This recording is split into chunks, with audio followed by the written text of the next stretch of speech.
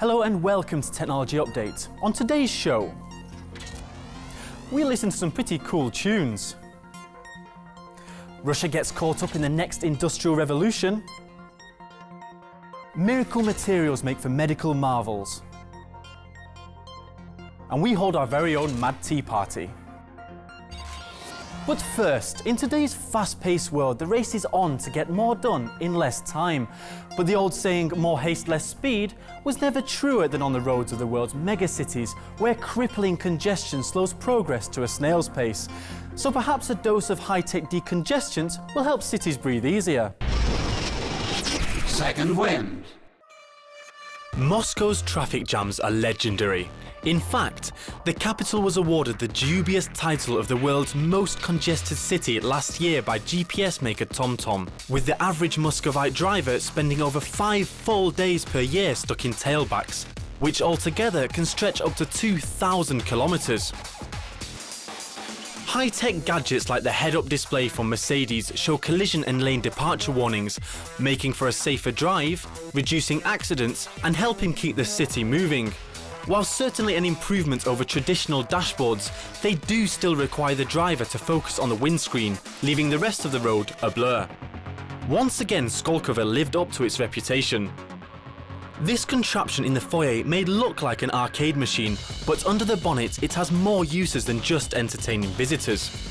The Wayray navigation system puts augmented reality into the driving seat by projecting the route onto the road ahead, so the driver's eyes are kept firmly focused on the road.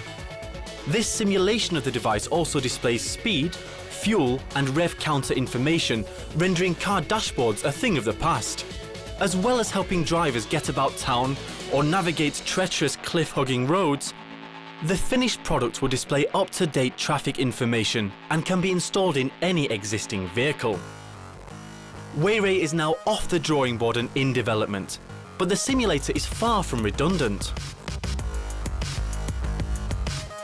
We decided to build a simulator to refine the user interface in order to test the way the display works before installing it in a real car. It allows us to demonstrate the focus to infinity effect, so that people quickly understand that this new type of navigation system is indeed more convenient, because it doesn't distract you from driving. The Wayray team have ambitious plans to network Wayray navigators with each other and the rest of the city to coordinate traffic and relieve roads of congestion. So the burning question is, when can we see them in our cars? The optical design for both the holographic part and for the diffusion part is almost ready. And right now, we're working on building a pre-industrial prototype, just as soon as possible. A lot of the scientific legwork to create Wayray is being carried out at the Lebedev Physical Institute, named after the man whose bust adorns the entrance.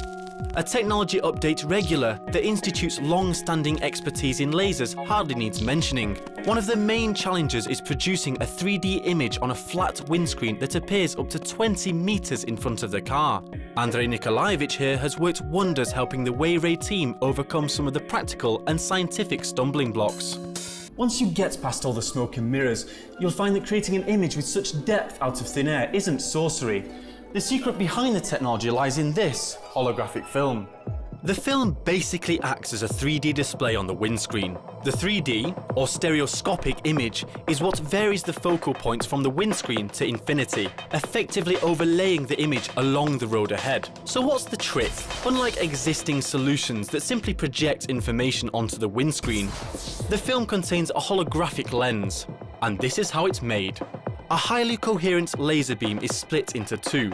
One beam is shone through a glass lens onto the holographic film, and the second, reference beam, is shone directly onto the film. And it's the interference between these two beams that's recorded and creates the holographic lens. We already have some experience of working with virtual displays. These generally look like flat surfaces, which are usually not very big, since the laser power that we have now limits us to a certain size. Currently, this is around 10 by 12 centimeters, but in the future, they will be 2 or 3 times bigger, which means we will need a more powerful laser. The holographic film is completely transparent and has a diffraction efficiency of over 90%, making it ideal for a lens. However, it only reacts to the laser wavelength that was used to record the image. So, to create a color display in the end product, 3 lasers representing the primary colors will be used to record 3 holographic layers. Holograms have none of the drawbacks of current 3D display technology that requires special viewing glasses, which can be uncomfortable and darken the images on screen. It's very good that they've become so heavily involved in this, because enthusiasm means a lot here. It's a complex task, because we are not just talking about making a lens. It should be safe in crashes, and you should be able to integrate the lens into the windshield. You need to place the projector somewhere. The optical projection system is also quite sophisticated. The software is very important as well. Why? Because without sensors monitoring the driver and the situation outside, this system would be no more than just another clock. Weiray has already received numerous accolades at such prestigious events as the Innovation Convention and interest from the likes of Intel and famous car makers. So we hope it hits the road soon. Before we see what the future of technology holds, let's take a look back and see what's already happened in 2014. News Bites. The Russian Quantum Center, Skolkovo's largest resident, officially opened another lab complex at the Innovation Center at the end of last year. The complex consists of 6 labs equipped to carry out research in different areas of quantum physics, including optics, simulators, information processing and photonics. The center employs 70 scientists, including 2 Nobel laureates. It also contains the world's only 400 gigawatt pulse laser system. Cosmonauts Oleg Kortov and Sergei Ryazansky completed Russia's longest ever spacewalk on December the 27th last year. At 8 hours 7 minutes, it marks the longest amount of time the Russian-made OLUN MK suits have spent in open space. The cosmonauts' mission was to install high and medium resolution cameras on the exterior of the International Space Station to send images back to Earth in near real time. The meteorite that exploded over Chelyabinsk last year was the largest object to hit our planet in a century. It shattered thousands of windows and knocked people clean off their feet. Professor Viktor Grachovsky at the Ural Federal University was voted one of Nature magazine's top 10 scientists of 2013. He played a crucial role in calculating the trajectory of the meteorite. The calculations made by the meteorite hunter led to a 570-kilogram boulder being recovered from a lake west of the city. We'll have to create a simulation. We'll need to set long-term experiments going. We'll need virtual models. All because what was happening inside this ball of fire is a mystery. It's the end of January and winter is well and truly here. But just when you think you've had enough of the snow, the ice laboratory might just change your mind. Focal point. The Ice Laboratory exhibition is currently being held for the first time in Moscow. The event fuses art and science to produce some pretty cool exhibits, including this cryophone, which was one of the highlights of the show. It uses algorithms to generate musical compositions when dry ice is added to water. Sensors in the container register the changes in temperature and pressure as the dry ice turns to gas. All this information is then processed and sent to the 6-channel sound system. As well as entertaining guests, the exhibition has more serious undertones, hoping to raise awareness of the role that ice has in forming and recording our planet's climate.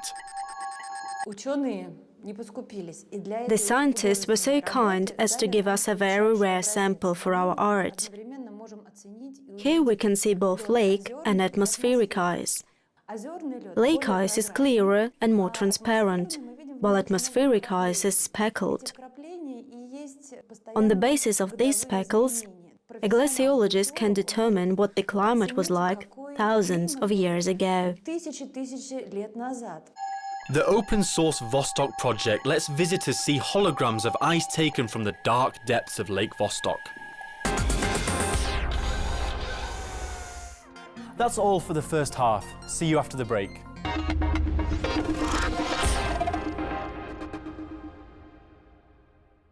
Welcome back.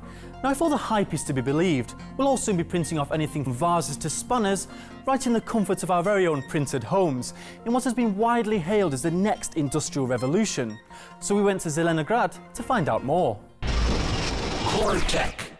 Zelenograd's calm exterior may be deceiving, but the innovative green city may just be leading the country into the next industrial revolution. 3D printing promises to shift mass production from the factory floor and bring it into the home, allowing owners to realize their wildest dreams in plastic.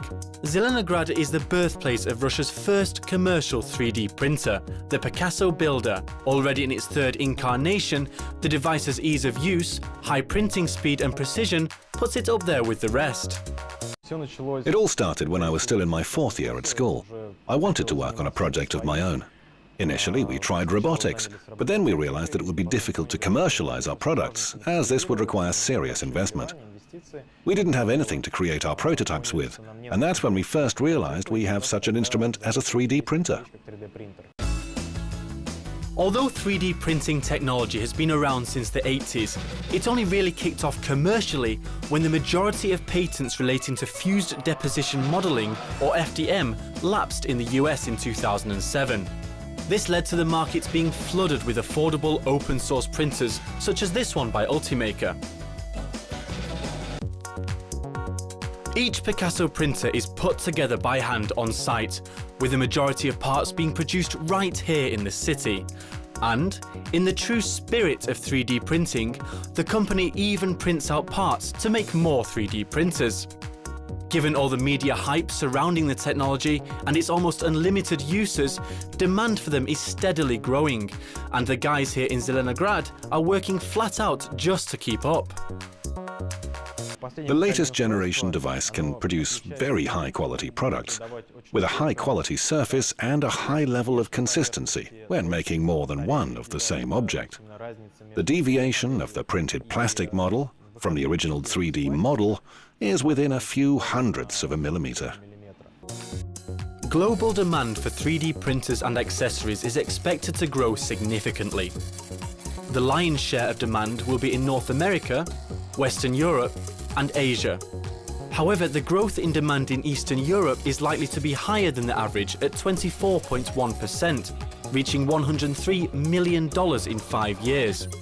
All in all, the world 3D printing market is expected to be worth $5 billion by 2017. The company's own Pegas Polygon software lets users modify the size of their objects and view progress in real time. The printer doesn't even need to be connected to a computer. Users can simply insert an SD card and hit print. While the vast selection of free online files means that early adopters will have plenty to keep them busy.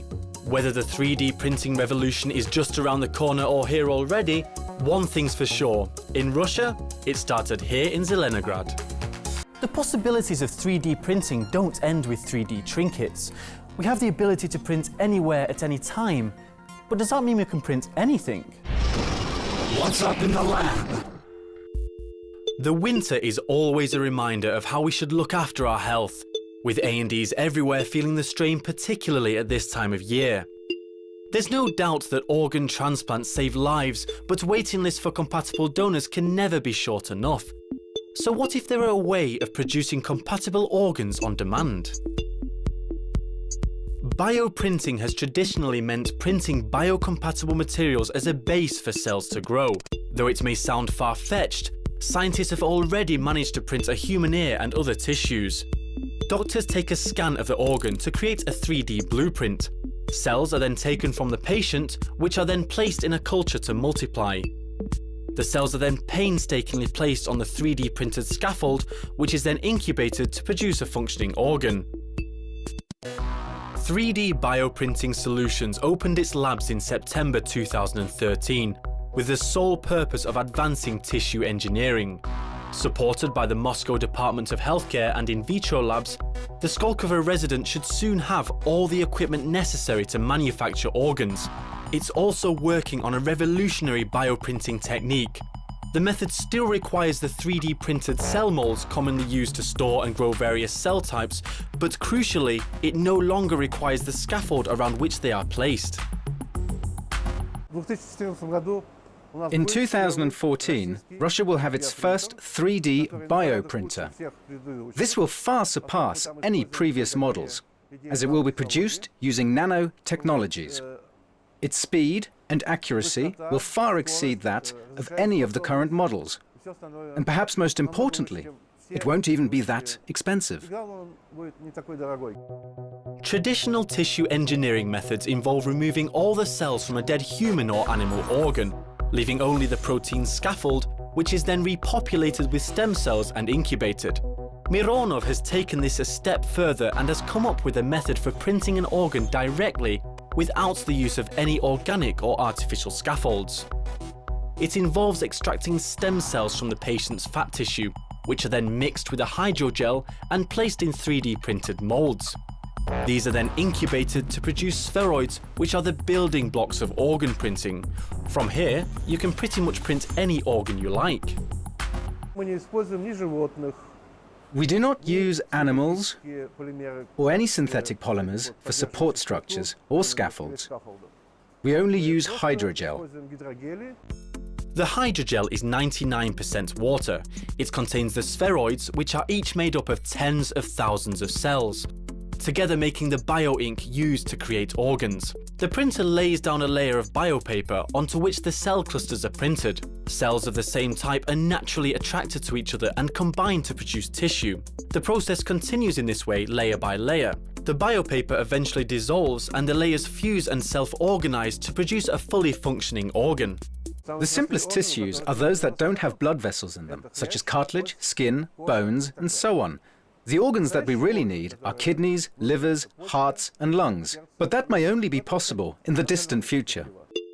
Although printed organs might not be here quite yet, doctors can already do some pretty impressive stuff.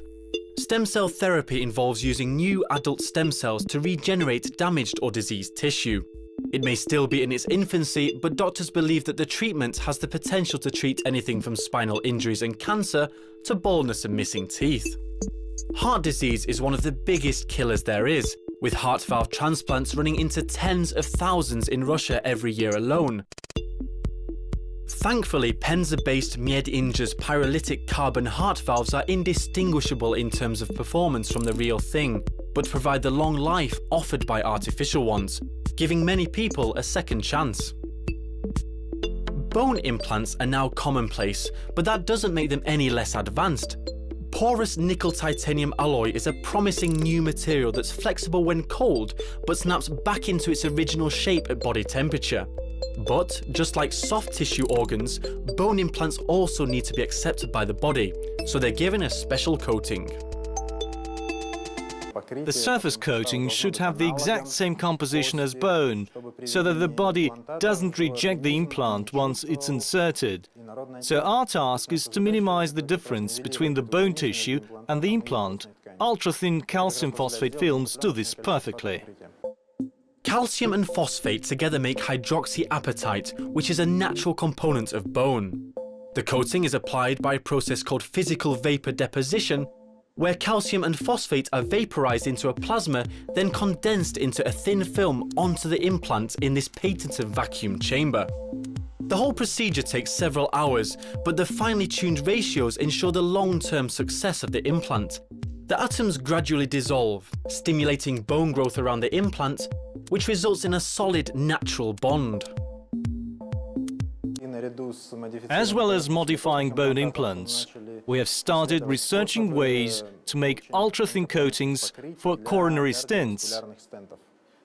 As we all know, any malfunction of the cardiovascular system could be lethal. That is why searching for new ways to prolong the life of the patients is of utmost importance. Stents are small mesh tubes that can be expanded to keep weak or narrow arteries open. Unfortunately, delicate arteries can be damaged during the implant operation or subsequent expansion. So, to avoid complications after the operation, the stents are coated in titanium nitride oxide, or TiNO for short. The super smooth coating helps avoid arterial damage and promotes healing, significantly reducing the risk of blood clots forming or the artery collapsing again later.